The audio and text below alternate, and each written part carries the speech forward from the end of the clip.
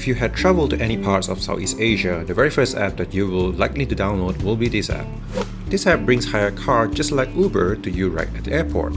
While you are shopping and paying at the counter, scan the QR code with the app to make your payment. Hungry but lazy to leave the hotel room? Bring up the app to order and food will magically appear in front of your doorstep. Flying off and left something behind? Get your friend to send it directly to your airport on demand. The Grab app does everything you need as a traveler in one of these countries. And also to majority of locals, it is one of the most frequently used apps in Southeast Asia with over 210 million users as of 2023. That means 1 in 3 person in the entire Southeast Asia uses this app. The man behind Grab has made remarkable achievement in this part of the world with tons of accolades under his belt. But it wasn't always like this.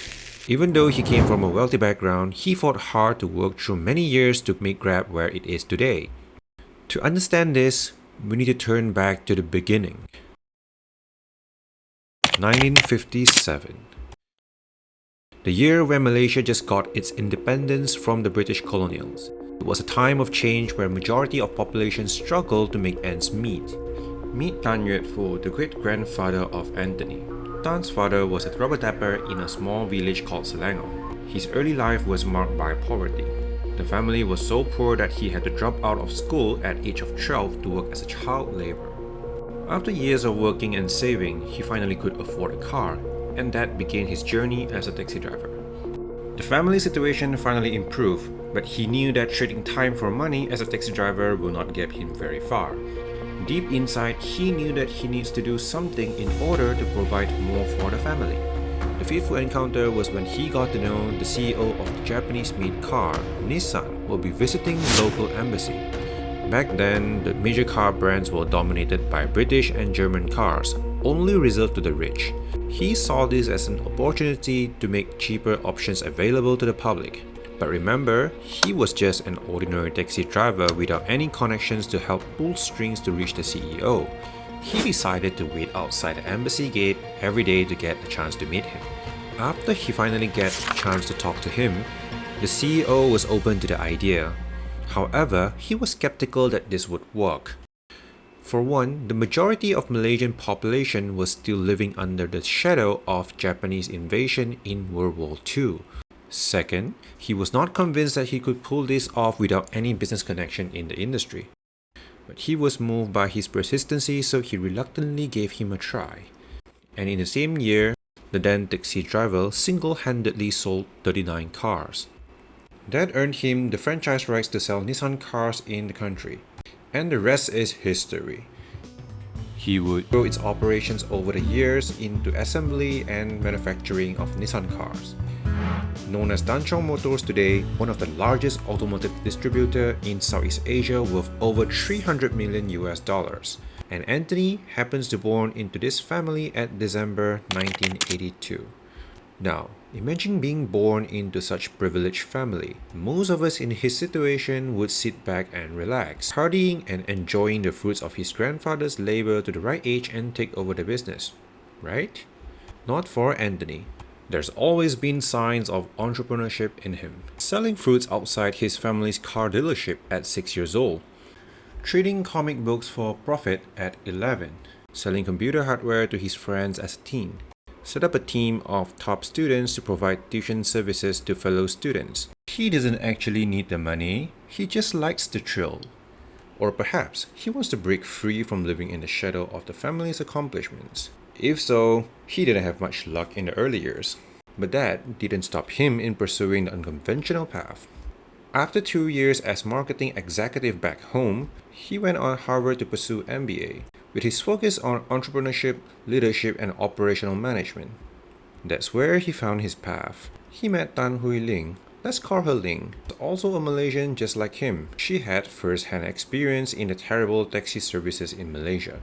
As a woman, she was cautious in taking taxi services as Malaysia has a bad rap like publicized robberies and assaults committed by drivers. The two drew up business case to enter the HBS competition and came up as first runner-up. The reason of not winning the competition was that the market size was too small. This has a strong influence on Anthony later on his growth strategy.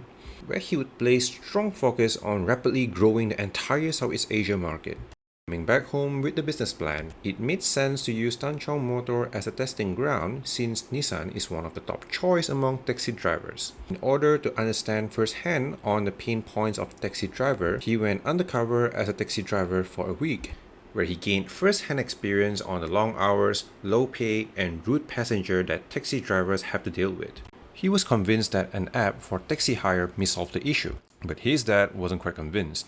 He was worried that he would waste his time on an app that may not be successful, and the fact that Uber and a couple of personal car ride-hailing players were already expanding into the country. He made it clear to Anthony that there will not be family support if he chooses this path.